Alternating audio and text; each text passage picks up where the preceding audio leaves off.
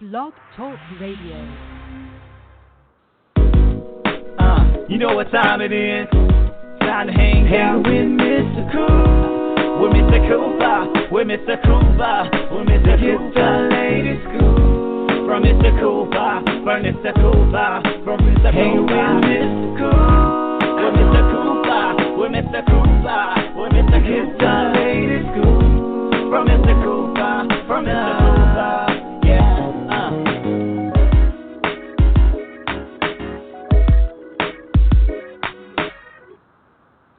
Welcome to the Big Scoop with Coop. I'm your host, Coop. Season 4 is still going strong, guys. It's coming to an end soon, probably about 2 or 3 more episodes, and that will be the end of Season 4. But don't fret, Season 5 will be coming real soon, guys. So today, ladies and gentlemen, I have a guest that is doing big things. I mean, really big things as far as it goes for the television industry and the movie industry. But we're going to talk about what he's got going on in a second. First, just to let you know, make sure you go to the website, www.thebigscoopwithcoop.com, where you can actually catch episodes from Season 1 all the way up to now. Also, make sure you can catch me live on Blog Talk Radio /The Big Scoop with Coop. Make sure you tell all your family, your friends, your associates, your haters, it doesn't matter. Tell them all to tune in. You can find me also on Twitter at MCOOP317, Instagram, the same thing. And we are also live right now on Facebook. What's going on, Facebook, family, and friends? Tell them to go to facebook.com /The Big Scoop with Coop. Also, YouTube. We're live streaming on YouTube worldwide. But enough about me. Once again, my guest today, he is actually on A&E The Killing season. He is actually doing big things on that show. Ladies and gentlemen, the one, the only, Josh Zeman. Welcome to the show. Thanks for having me, sir. How are you? Hey, doing great. And yourself? Not bad. Excited to speak to you today. All right. How's your day so far?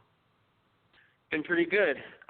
Just doing a lot of, we just had our Hamptons premiere of The Killing season, which is going to come out on November 5th. So we were at the Hamptons this weekend, had a big article come out in Newsday about the case, and looking forward to doing a lot of press and publicity for it. Nice. Very nice. Also, Josh, before we even start the show, I do got to give a big shout out to my city and state. Of course, you know about Hurricane Matthew. It hit North Carolina, it hit my city, also surrounding cities. So everyone that's out there, make sure you stay safe and be safe. If you need to go to a shelter, find one. Food, anything, do what you have to do to survive out there. I'll be praying for all of you. All right. Now, Josh, on this show, we always talk about how you started in your career, your success, give advice on how to get into your career, and much more. So, Josh, when did you first realize that you wanted to become a filmmaker? That's a good question. I guess kind of pretty early on. I was lucky in that I kind of figured out what I wanted to do, and I ended up kind of jumping in the business pretty early. All those internships we hear about. I went and picked up like one of those varieties, and because in the back of Variety, basically they tell you everything that's shooting. And so I picked up one of those. I drove out to Los Angeles, and I would just knock on doors of production companies and say, I'm here. Let's get started. Oh, wow. Hey, why not? That's the best way to do it anyway. If you knock on doors, you can make yourself known and make yourself seen. So that's a good thing. Congratulations on that, and I'm glad that you didn't give up on that neither, because you see where it took you today. I don't think what a lot of people understand is that, people are busy, right? They're wicked busy. Mm-hmm. And so, especially like the film industry, it's like they just want like a warm body to like throw at a problem. So if you show up at the door and be like, I can do this, just give it to me, like they'll be like, what's your name? You? Hey, go do this. And wow. It's a lot of just like kind of being at the right place at the right time, but nobody's going to hand it to you. You got to go out there and you just got to ask. That's true. That's very true. And also you do, and just to add on to what you just said, you do have to put your work in at the same time. So when you said you knock on that door, they're going to ask you, who are you? Go do this. And I mean, you have to bring your A game every time. Everyone is listening worldwide right now. When you're trying to get into this business, bring your A game, because if you don't, after that one chance and that one shot, you never know will you ever get another chance again. And Josh has proven that he actually has his skills on lock. He's doing his thing, and he's actually doing big things. So, Josh, once again, congratulations on what you've done, how you started, and where you're actually getting to already. So, congratulations. Thank you. Yes. Now, after we heard about you knocking on doors, and you're putting your name out there, you're making yourself known. What type of hurdles and obstacles did you have to go through to get to the success that you actually have received today? First of all, it never ends. It feels like, it's like, you're like, I'm the director. Why am I driving this car around, or why am I doing this? But, I think like that's a big myth a lot of people like to put out there, that suddenly, you're not, that once you've reached some kind of pinnacle, you're not going to have to keep doing the work. But you do. I mean, I find it never gets easier. And so, I just kept pushing and pushing and pushing. And then, I don't know, a lot of trying to, again, be in the right place at the right time, not coming out with it too early as well.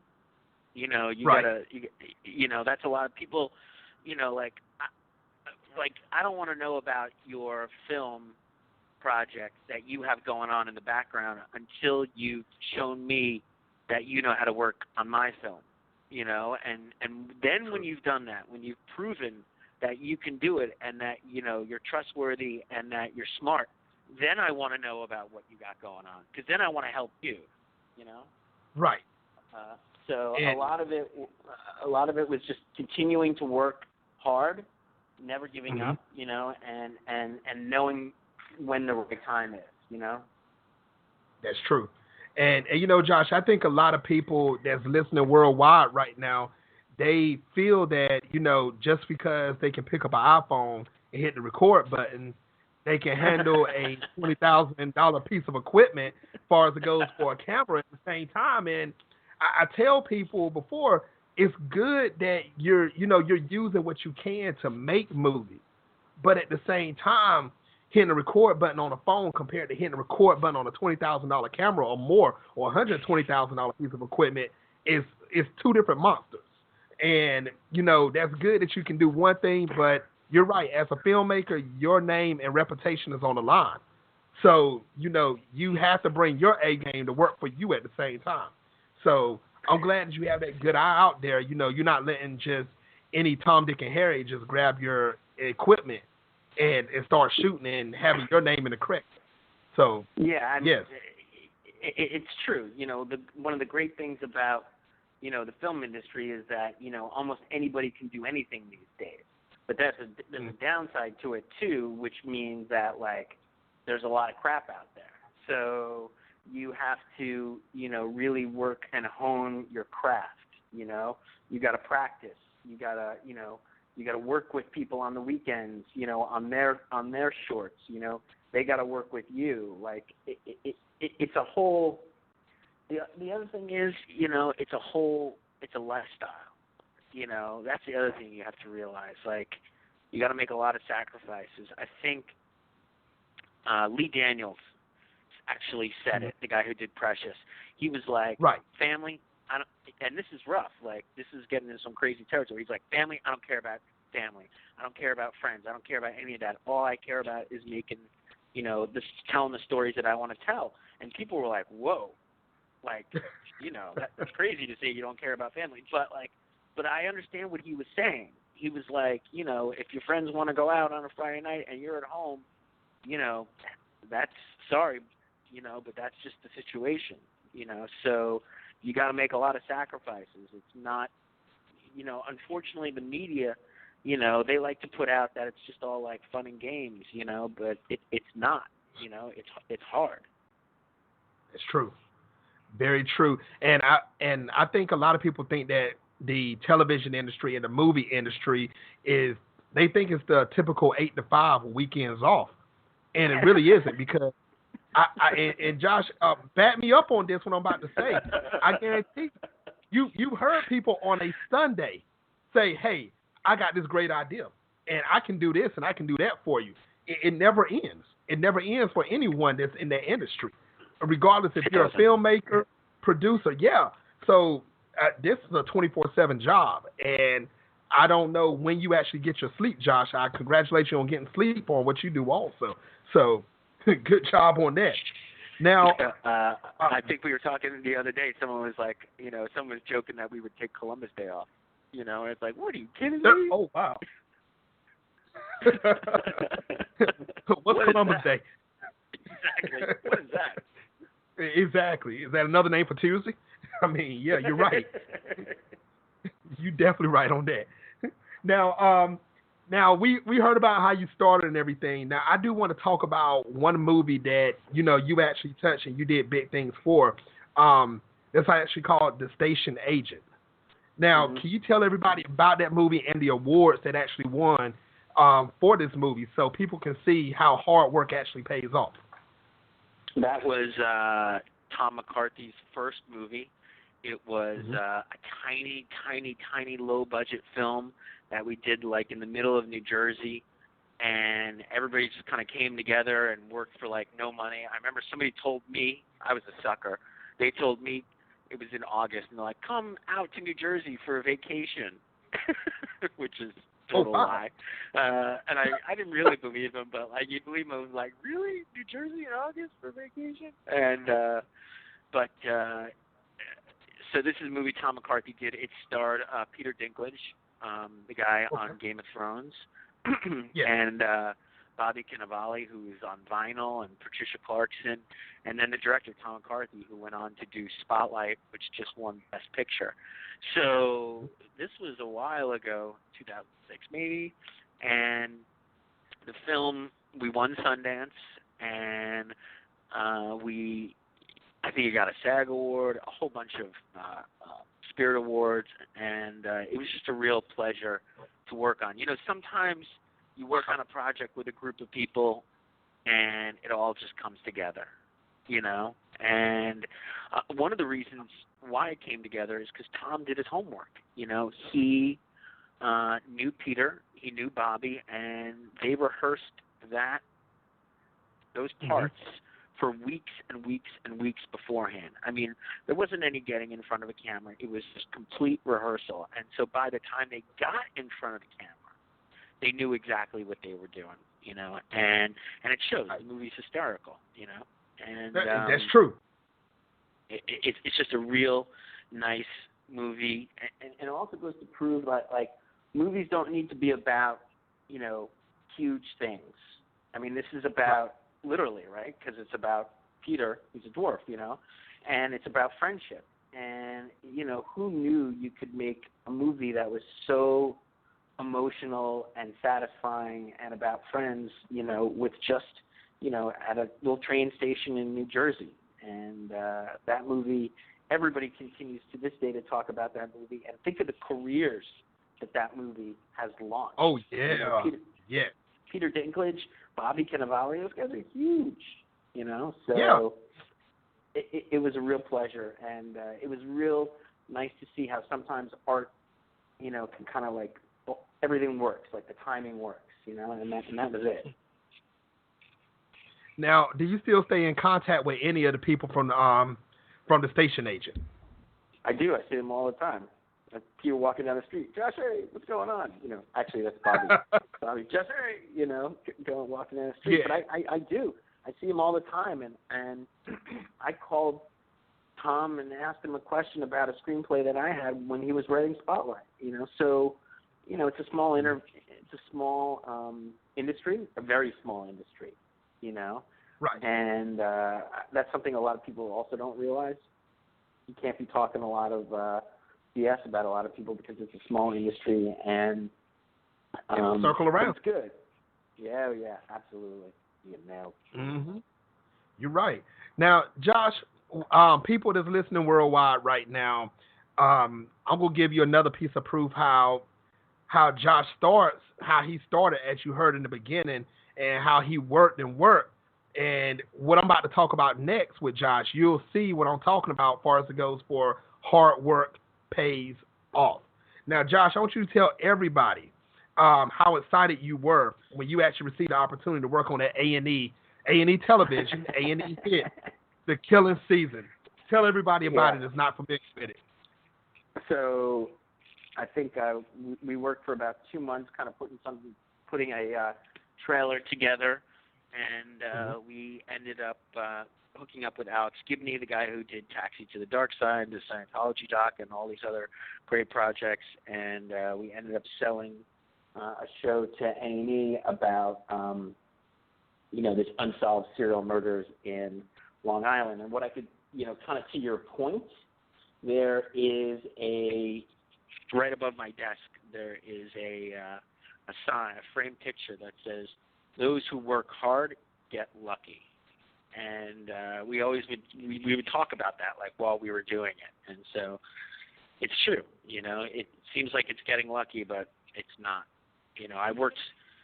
I was going to do that film as a narrative film, and it ended up being a TV series, and it took us 4 years. Wow. Yeah. Wow. That's one thing I didn't know right there, Josh. I didn't know it took 4 years. So I just learned something new off of this one. I had a previous film called Cropsy that took 8 years. Ooh. Yeah. And so it's a long time. Now, at any point in time, did you ever feel like that you wanted to give up? Every day. It was tough too. It was at least during the 8-year process. Like, I had done it was a horror documentary, and so like, what's a horror documentary? What the hell does that mean? But it means like it's a documentary that like tries to tell a spooky story about real stuff. And the thing is nobody knew what that was. You couldn't put it in a box. You couldn't classify it. And so I think a lot of people just they didn't know what it was when I was pitching it. And so, by the end of it, they were like, oh, Cropsy is one of the first horror documentaries out there. But when I was pitching it and when I was doing it, nobody knew what the hell I was talking about. And I definitely wanted to quit. But at some point, it became, your white elephant, like if you don't finish it, you'll never be able to look at yourself in the mirror for the rest of your life. And it'll haunt you. It totally, if I didn't finish that, I would not be able to look at myself, And, that wasn't the first movie I had done as a director. The first one I had done as a director, that one, kind of didn't even come out really, but that was like film school. But like this one, it just took a hell of a long time.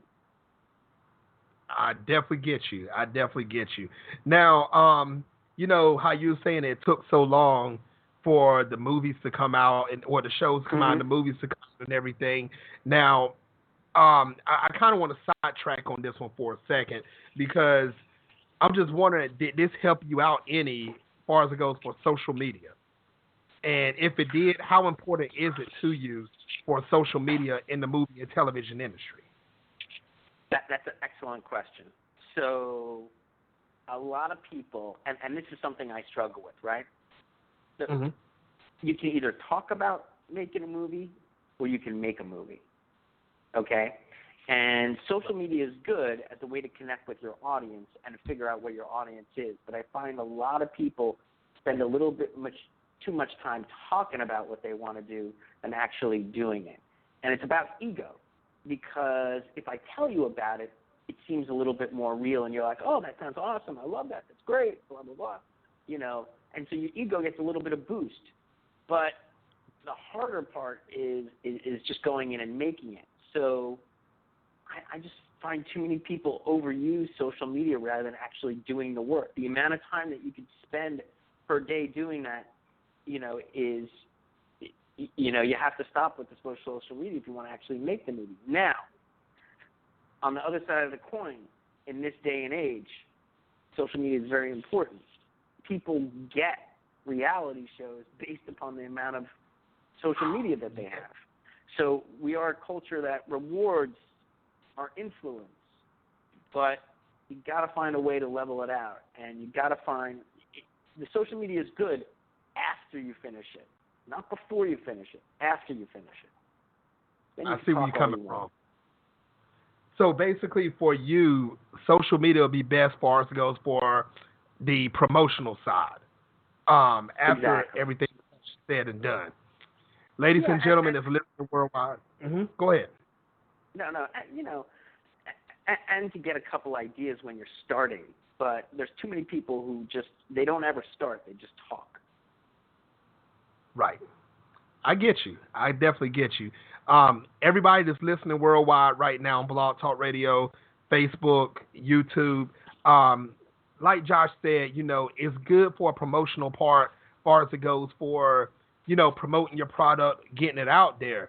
But don't always 100% depend on social media to get you there. Now, that's true what Josh said. As far as it goes for a lot of reality shows are starting up on social media. There's the HBO special that came out, Insecure. Wait, it may not be Insecure. I apologize.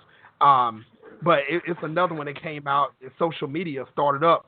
But everyone would not always get that same lucky break as far as it goes for social media all the way up to fame. So put your work in, get it out there.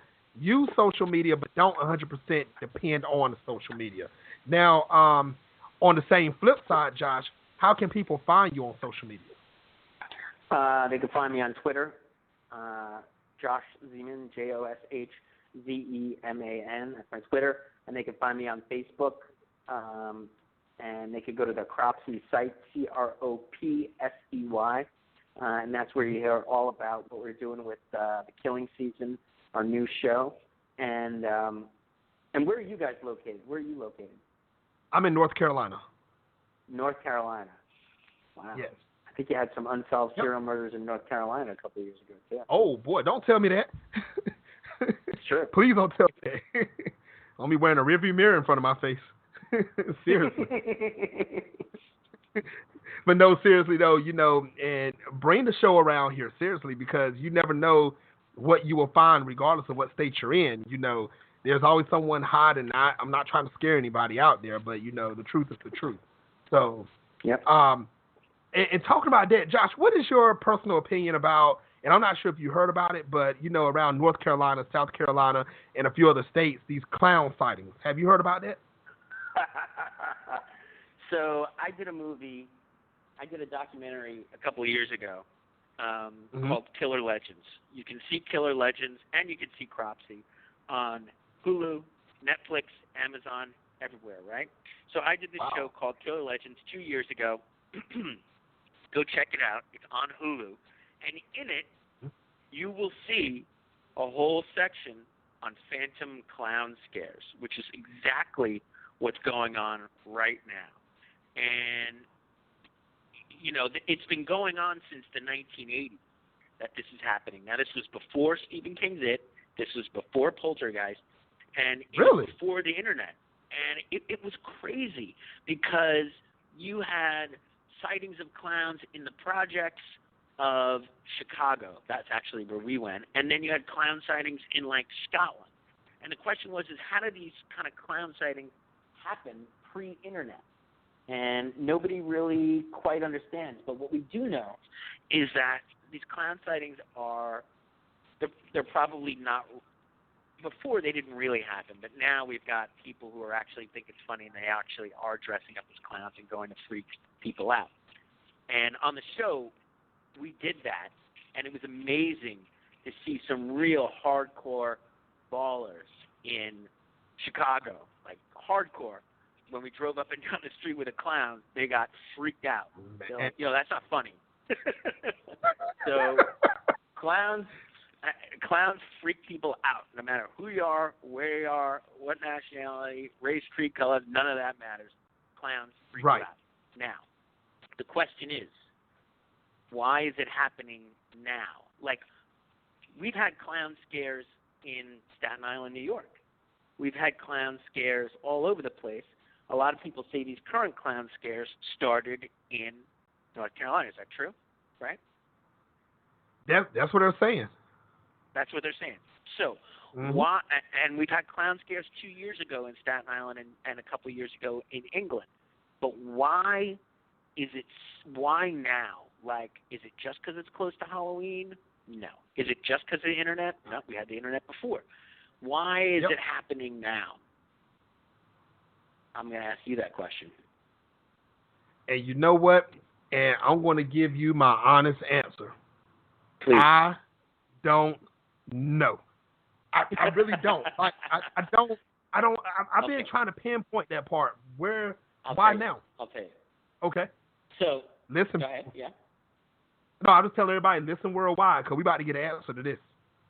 Right. So again, this happened. It happened before when there was the internet, and it happened in Halloween, and all this happened before. But for some reason, right now, it's gone like wildfire, and people have picked it up, and everybody's seeing it, and cops are freaking out, and everybody's freaking out.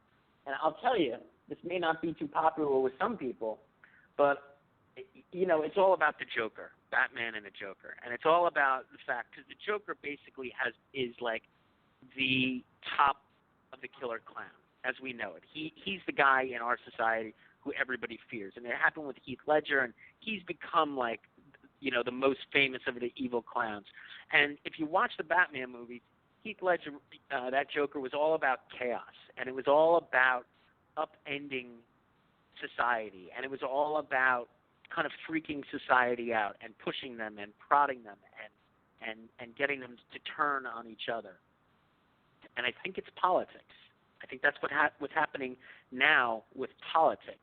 There's a lot of fear-mongering out there. There's a lot of people who are telling us that, immigrants are a problem. There's a lot of people who are telling us about the other, fear the other.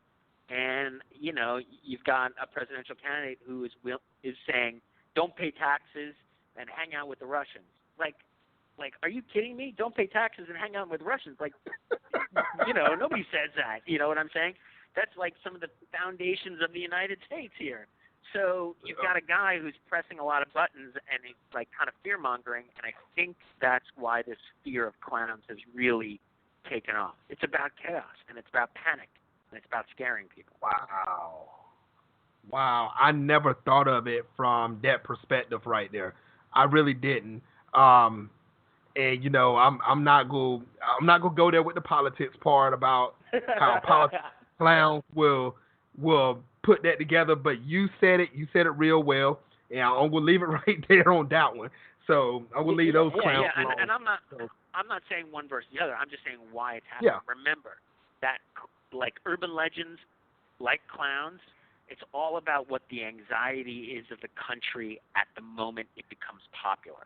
And that's right. Our anxiety is definitely about what's going on politically.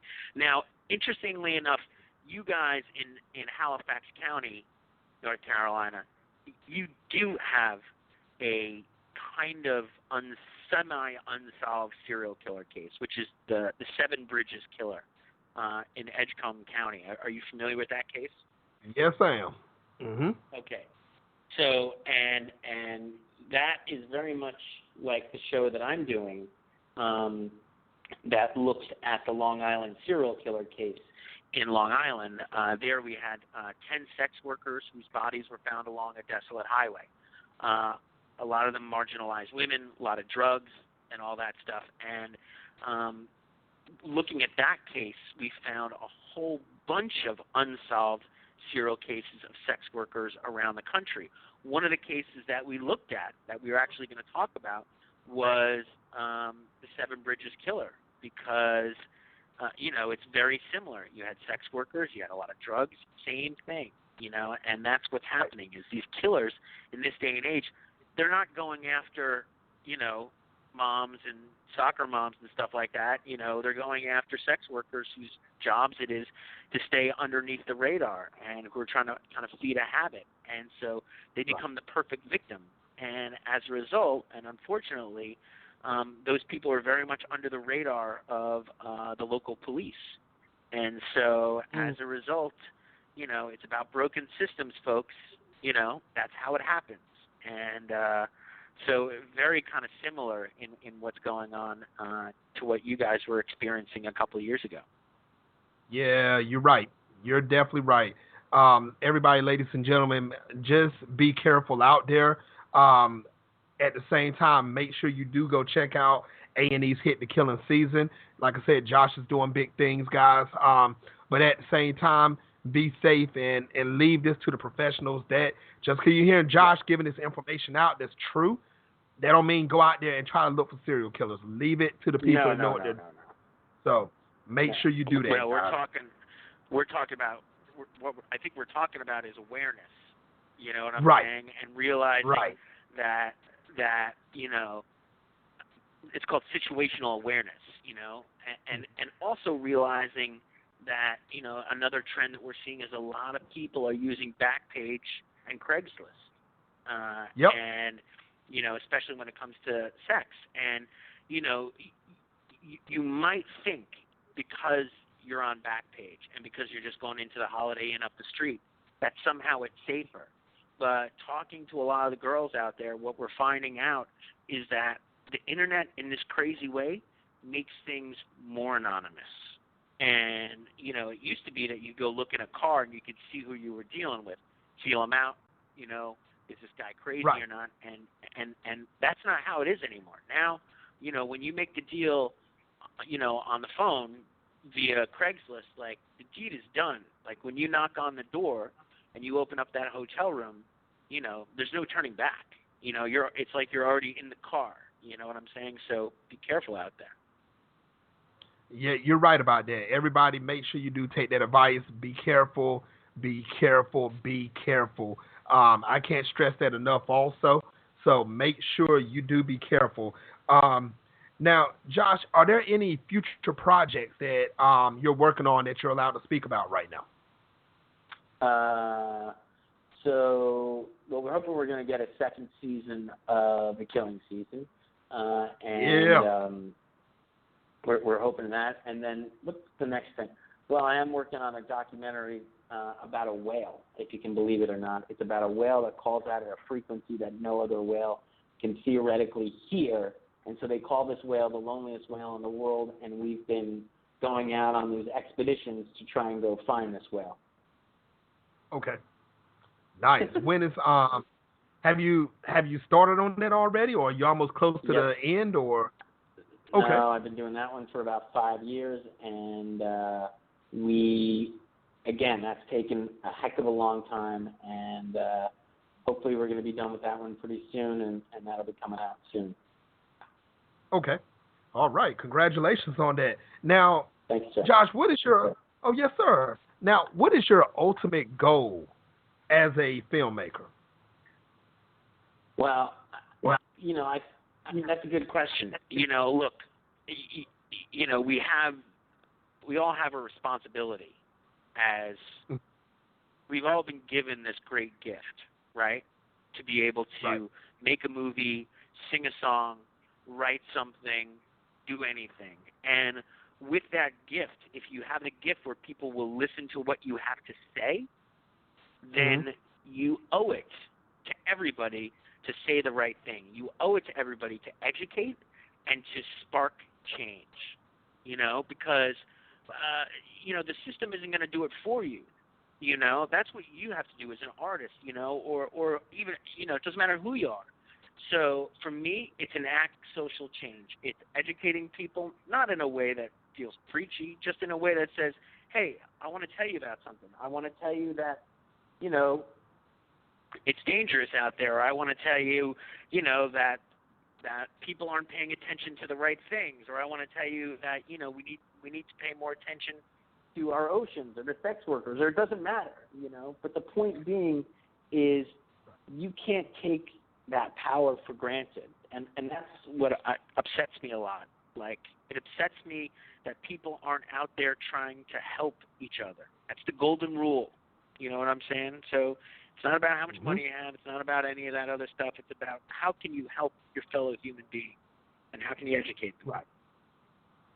Hey, that's true. That's what you're doing. What you're doing is great. You're telling people, I'm going to give you the truth. I'm going to tell you how it is.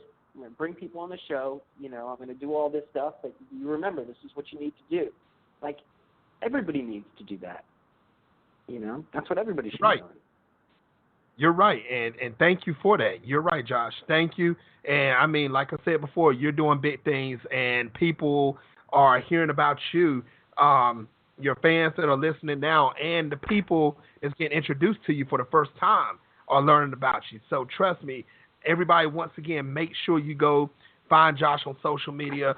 Look at his past work. Make sure you go and get. As far as it goes for A&E Killing season, make sure you check all of this out. This is something that you do not want to miss, because once again, Josh is doing big things, and you want to continue for everything that he's doing. Make sure you follow him all the time. Check out Killer Legends on Netflix or Hulu. Check out Cropsey, Cropsey, on Netflix and Hulu. And then on November 5th, check out The Killing season on A&E. Nice. Everybody, make sure you do go check all of this out, because like I said, this is someone that you want to make sure that you do stay in connection with, because once again, Josh is doing big things, and his career is nowhere close to being over. So make sure you do it. I hope so, Thank Josh, you very much. Yes, sir. One last thing. I know you're a busy man, so I'm not going to keep you I'm not going to hold you up much longer, but what advice would you give any male or female that wants to become a filmmaker in the industry? Write about what you know, or make something about what you know. Like, that's like the first piece of advice that everybody says. Like, you know, like, write about what you know. Write about the town you live in. Write about your family. Write about what you can speak truthfully about, you know. And because when you start out truthfully, people know that. Audiences know that. Audiences can see truth really easily. And so it's important to be real, and it's important to be truthful and tell your own stories, not other people's. So true. So true.